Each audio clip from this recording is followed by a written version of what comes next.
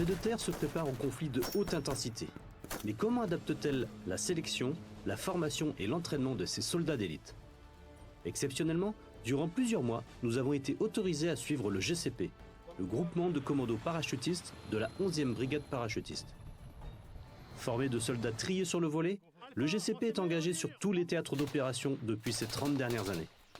Dans cette série de 3 épisodes, nous allons vous expliquer comment les commandos parachutistes de l'armée de terre sont sélectionnés et formés avant d'être projetés en opération extérieure.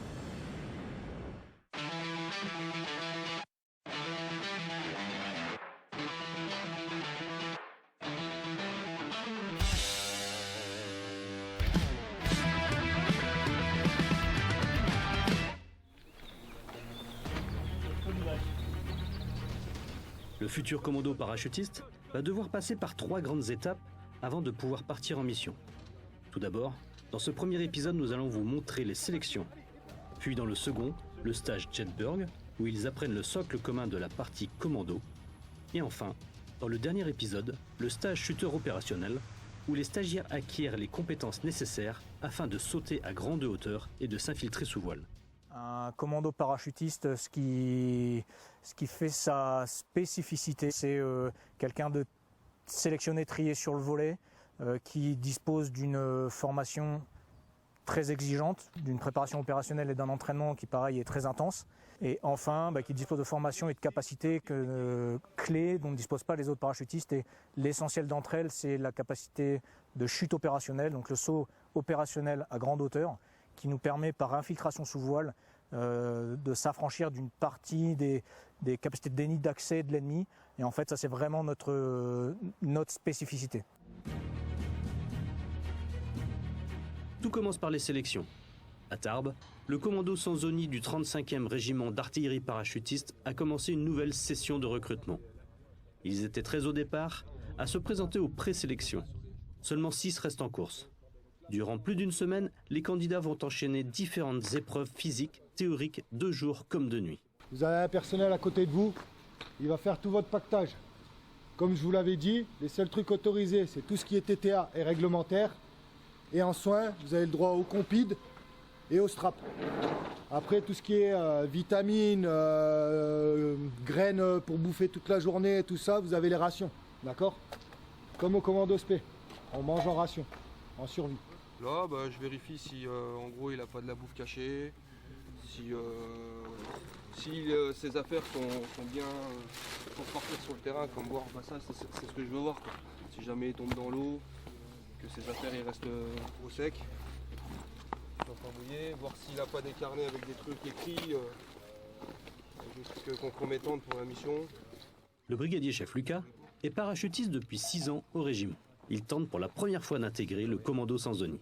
J'ai choisi d'intégrer les GCP déjà pour continuer à évoluer au sein de l'institution, apprendre de nouvelles choses et continuer à me dépasser, faire un travail un petit peu plus opérationnel.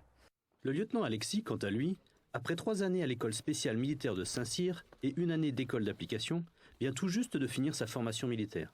Il est au régiment depuis 2 mois seulement. Alors, il y a des raisons personnelles à l'intégration du GCP. Je pense qu'il y avait cette idée de continuer à me spécialiser pour être le plus efficient sur le terrain.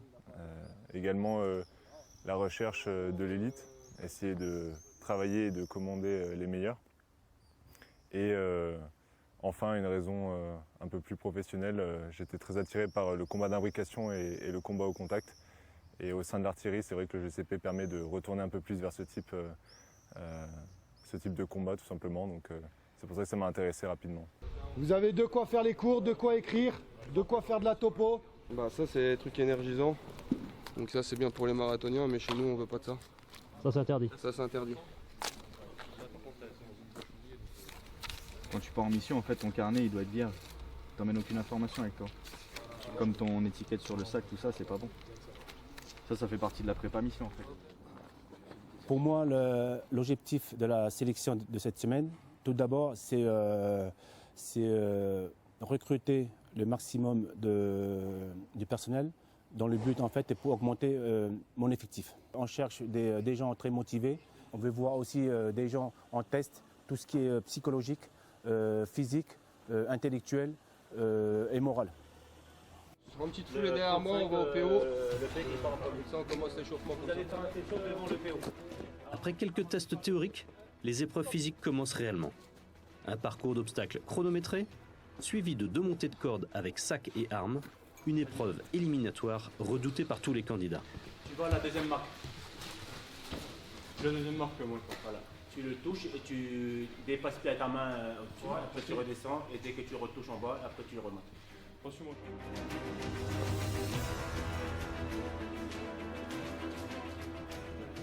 Les commandos, d'abord, on les sélectionne parmi les volontaires des régiments de la brigade. Et on va évaluer leur capacité physique, évidemment, ça semble tout naturel, mais le travail en petite équipe demande une résistance physique. Enfin, on peut moins compter sur les autres, on est obligé d'être plus autonome, donc ça demande un niveau physique très exigeant. Ça demande évidemment aussi des capacités intellectuelles, d'autonomie, de discernement, de prise de décision tout seul, qu'on arrive à évaluer aussi sous différentes manières. Une forte motivation. Évidemment après des capacités techniques élémentaires de tout soldat. On essaie de prendre les meilleurs en transmission, en tir, en capacité de prise de vue, toutes les spécialités qui composent une équipe de commando parachutiste. On essaie de prendre techniquement ceux qui sont les meilleurs. Copain, il est en train de prendre le dessus là, allez dépêche-toi. Dépêche-toi. La piste de DAS, le souvenir que j'en ai, même si il faisait nuit, il était assez tard, c'est quelque chose d'assez difficile parce qu'on est poussé justement à l'inconfort. Il y a la nuit, il y a la piste de DAS et il y a tout ce que nous font faire les équipiers en dehors de ça, donc les burpees, etc., la mise en fatigue.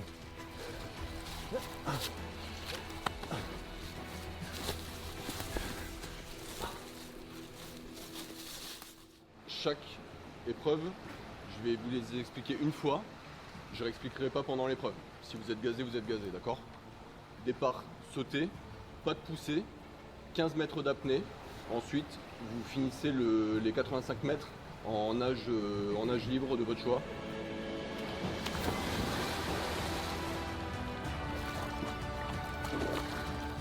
L'épreuve de natation est également éliminatoire. L'un des candidats ne réussit pas le test, il quitte donc les sélections sur le champ. Tu as goûté ça, tes affaires, et après je te reçois au bureau. Pas le temps de se poser. Les épreuves s'enchaînent et se poursuivent par une séance de tir au fusil d'assaut. Un coup de sifflet, doublette létale basse. Ok? 2 coups de sifflet, un coup de tête. 3 coups de sifflet, doublette létale basse, risque d'échec.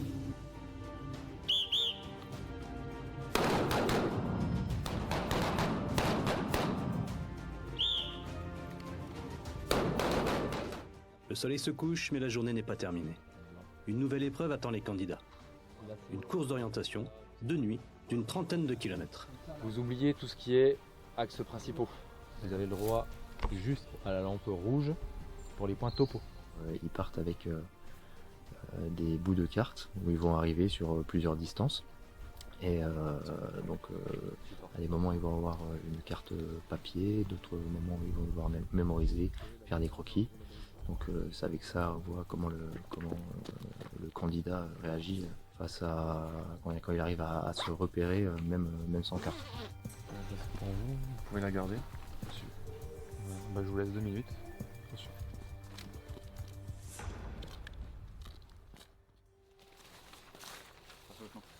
C'est bon pour vous les gars?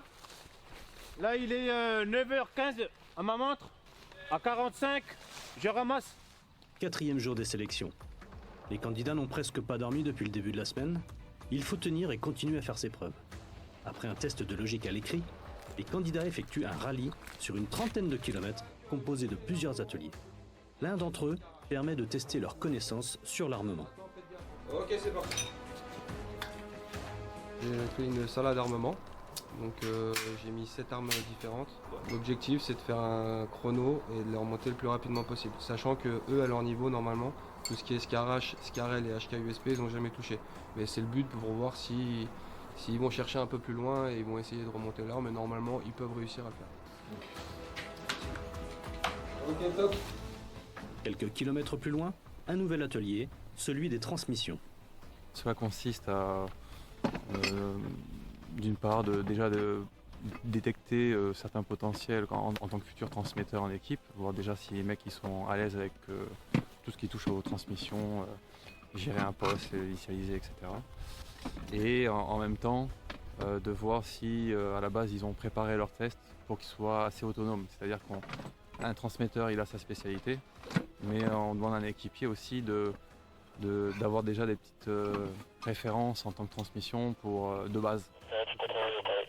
Après le rallye et ses différents ateliers, de nouvelles épreuves attendent les candidats, comme une nouvelle course d'orientation, mais également de l'escalade, avec un contrôle de la connaissance des nœuds, puis vient l'épreuve de la séance de maxi-musculation. L'objectif est de faire le maximum de répétitions sur différents exercices.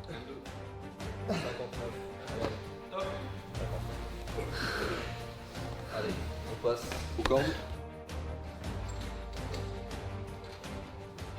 Dernière épreuve de la journée, le test d'agressivité.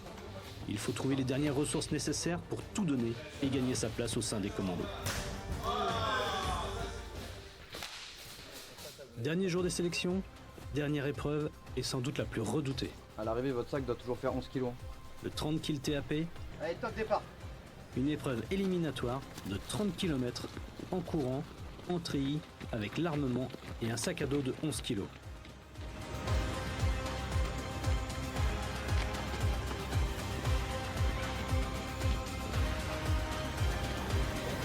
Allez, encore accélère. Allez, c'est bon, marche. C'est bon pour toi. Cette semaine a été assez dense.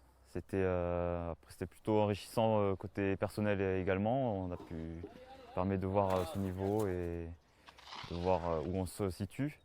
Ben moi déjà les tests je m'étais préparé en amont, donc je m'étais préparé au PO, aux cordes, avec le sac, tout ça. Donc je n'avais pas vraiment de pression là-dessus. Voilà, le jour J, il fallait être au rendez-vous. Personnellement, je n'avais pas l'objectif d'intégrer à tout prix le GCP. Mon objectif à l'issue de la semaine, c'était de terminer justement la semaine de sélection sans décevoir ni les coéquipiers ni moi-même. Et ensuite, le choix d'être retenu ou non revenait aux équipiers et aux chefs de corps. Ils étaient 13 au départ, 5 ont réussi les tests jusqu'au bout, mais après la commission, seulement 4 vont intégrer le commando Sanzoni. Mais avant d'être opérationnels, leur formation va commencer par le stage Jetbird.